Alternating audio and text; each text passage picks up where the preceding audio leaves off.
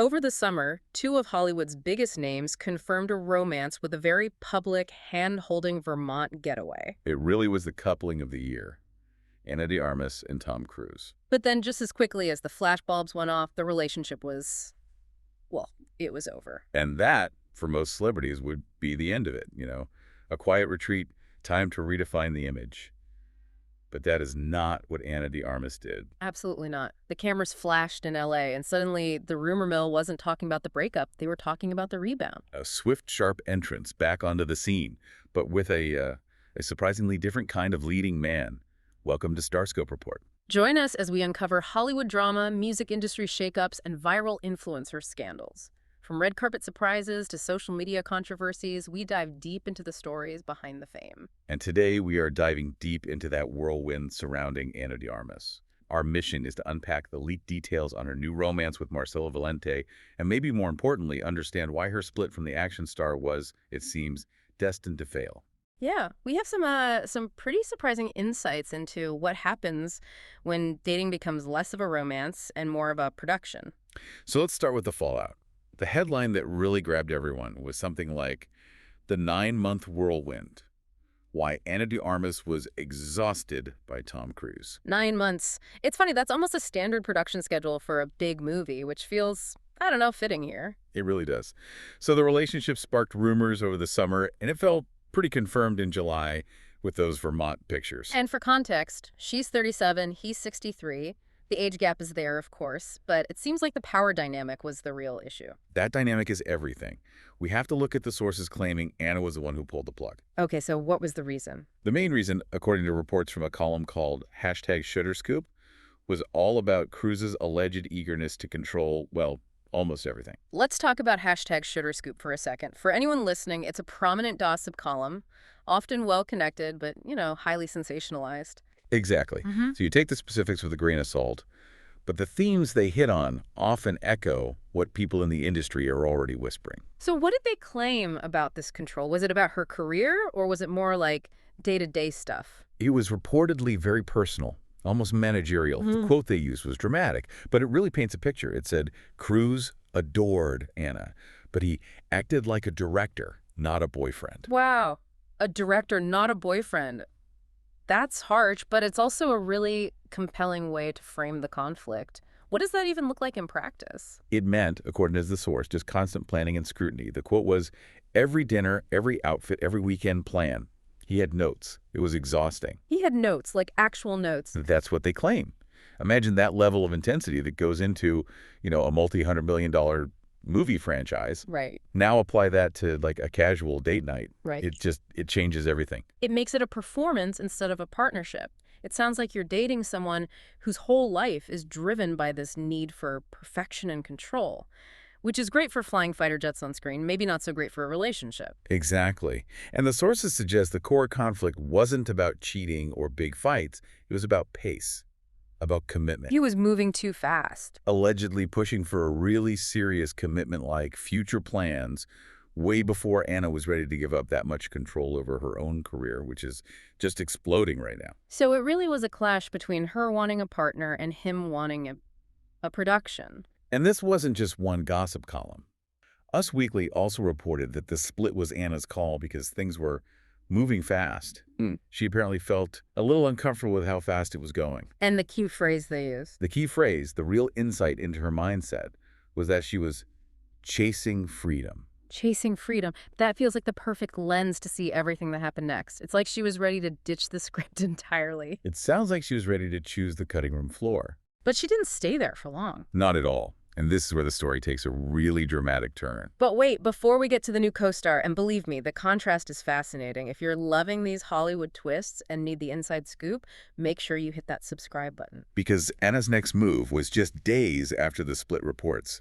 TMZ published photos on November 11th, 2025. And the headline was perfect. It was something like, "From action star to venture capitalist, Marcelo Valente enters the chat." And the first thing that jumps out is the setting, right? The last relationship was confirmed on this big romantic but very private getaway in Vermont. Right. A structured media moment. This new one, it was just paparazzi photos of her shopping for home decor in Los Angeles. The contrast is huge. She's with Marcelo Valente, who everyone quickly found out is a partner at Babel Ventures, a venture capital company. So she goes from a man whose entire life is public performance to someone whose power is mostly in the very private world of finance and tech. That's a crucial shift. I mean, dating a venture capitalist gives you a level of privacy that is just impossible when you're with Tom Cruise.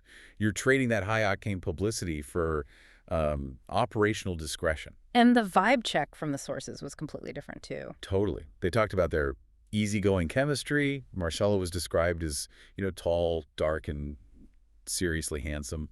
But the detail that stood out, She had her dog with her. she had her pup with her.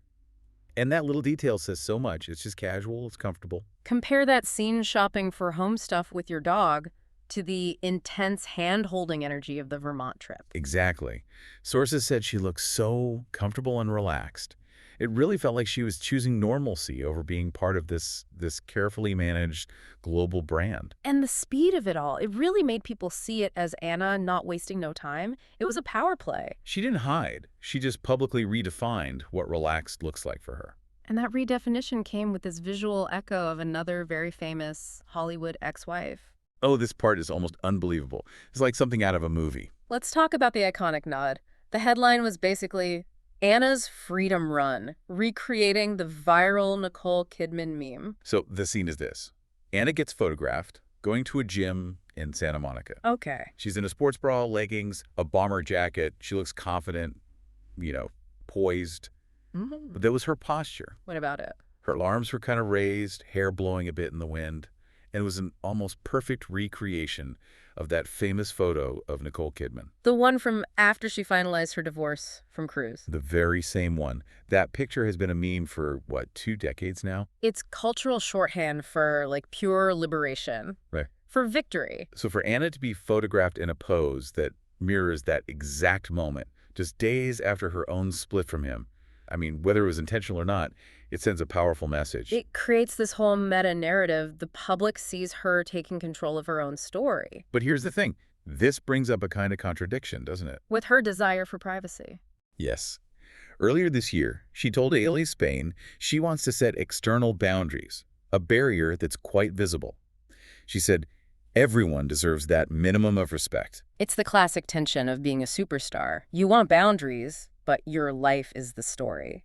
It's hard to have a visible barrier when you're accidentally channeling an iconic divorce photo. That boundary gets pretty blurry when the story of your freedom is just so compelling.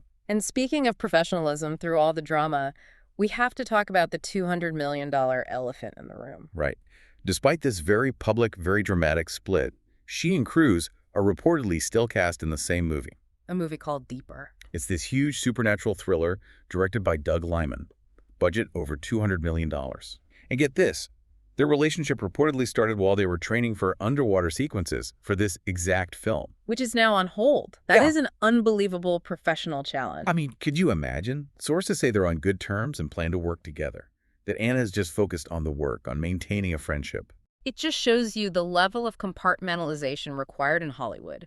You can end a relationship because it's exhausting, but you still have this massive financial and artistic commitment to see through side by side with your ex. And that professionalism, that focus, it ties directly into her career momentum right now. Which is undeniable. We can't let the relationship drama overshadow the fact that Ana de Armas is a legitimate, bankable action star now. She is the lead in the John Wick spin-off, Ballerina. Which did really well. It came out June 6th, 2025, got good reviews, 75% on Rotten Tomatoes, and it made over $137 million worldwide. This is her franchise. So let's connect that success back to this theme of freedom. Okay. In Ballerina, her character is an assassin named Eve Maccaro, and the whole plot is about her leaving her controlling assassin syndicate, the Ruska Roma, to get her own revenge and her own freedom. She's an agent breaking away from a rigid, demanding organization. The parallels are just. They're impossible to ignore. In real life, she rejects the director persona to chase freedom.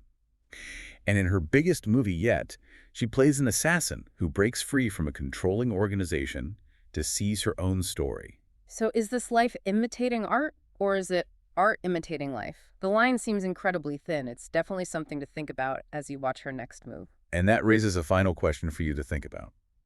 When a star so effectively crafts a public narrative of liberation, Does that narrative become its own form of power?